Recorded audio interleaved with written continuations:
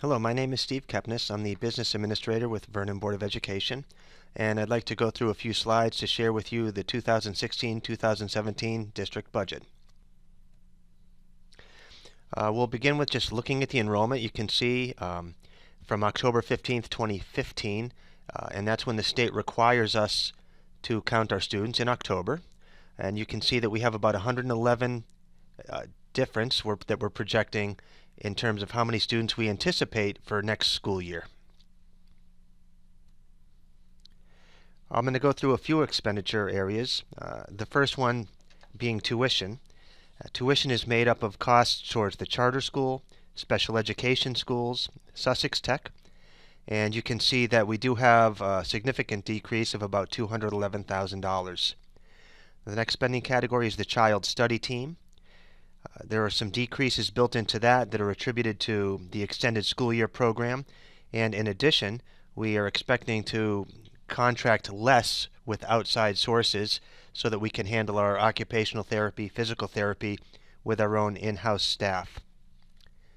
In transportation, you'll see a significant decrease. This is attributable to going to bid last year. And in going to bid, we reduced contract costs by about $200,000.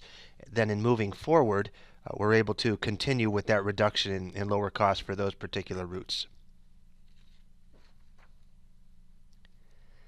In the maintenance area, you'll see a decrease.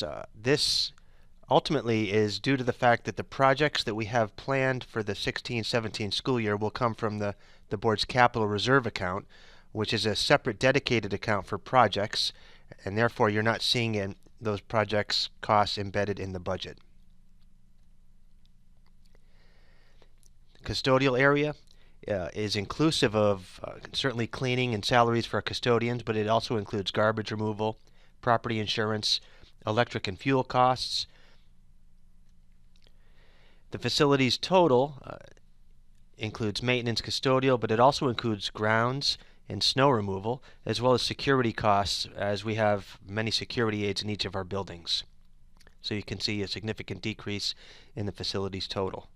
One area that is allowing a reduction, you can see this is a field behind Lounsbury Hollow Middle School.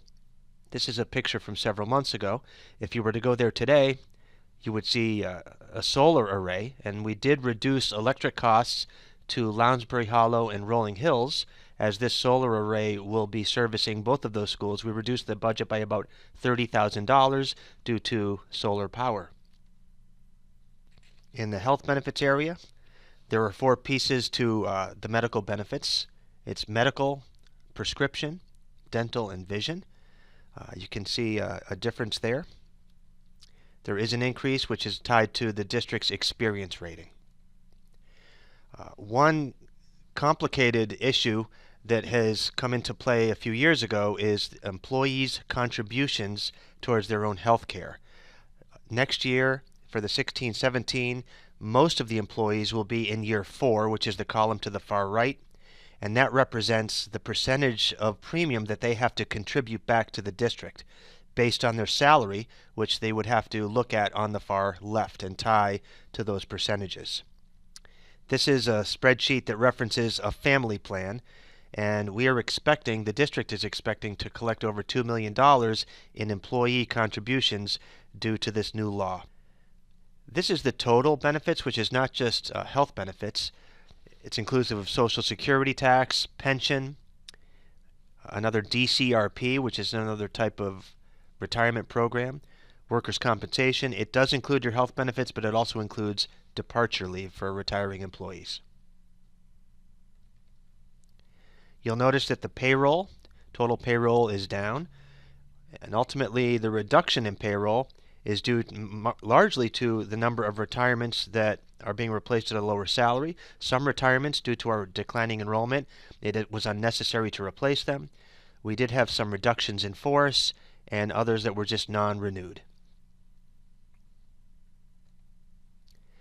This is a breakdown of instructional costs based on regular education and special education, and much of these costs are attributable to those salaries that we just looked at. However, I categorized it into the 2 categories. If you notice, you'll see that we have our current budget 2015-2016 as compared to the advertised budget. The tax levy is significantly less. However, the board approved a budget that was slightly different than that advertised budget. Some of those reductions were ultimately looking carefully throughout the budget and reducing small amounts in various lines, and we were able to reduce an additional $32,000, which is the final approved budget over to the right. Looking at the total budget comparison this year to next year, you'll notice the $1.3 million less in total spending, which is excellent. And looking at just the tax levy piece, you'll see $1.8 million less collected in the tax levy, which is great for the Vernon community. To determine the tax rate, it's important to understand the assessed values. So I put information showing all assessed values for the past several years, and you can see through this line graph it's steadily decreasing, which makes it more challenging for the individual homeowner as the assessed values declines. That forces the individual rate to increase. Here is a breakdown of the tax rate 2015 calendar year compared to the 2016 calendar year. I break it into two categories. The general fund, there's a levy that's collected for the general fund. There's also a levy that's collected for the debt service fund through prior referendum. And you can see to the far right, we do have a decrease in the total rate projected for the 2016 calendar year. I would like to take a minute and walk through the mathematics of how taxes are calculated based on that tax rate. So the first piece is to look at the value of the home. And I'm just using the average home that was given to me by our tax assessor. The average home in Vernon is about $217,000. When calculating your tax, the first question is how many hundreds of assessed value are in your home. So we divide by 100 to get the number of hundreds of assessment. And we take that number and multiply it by that tax rate that I showed you on a prior slide.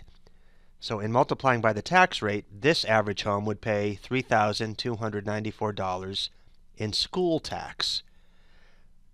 Keep in mind, there's many categories of taxes. There's county tax, there's municipal tax, there's a county health tax.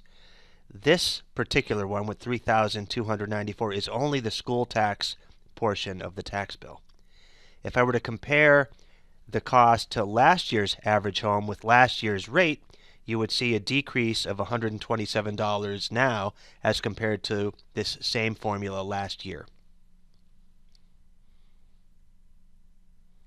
If there's any questions regarding the budget, feel free to call the board office.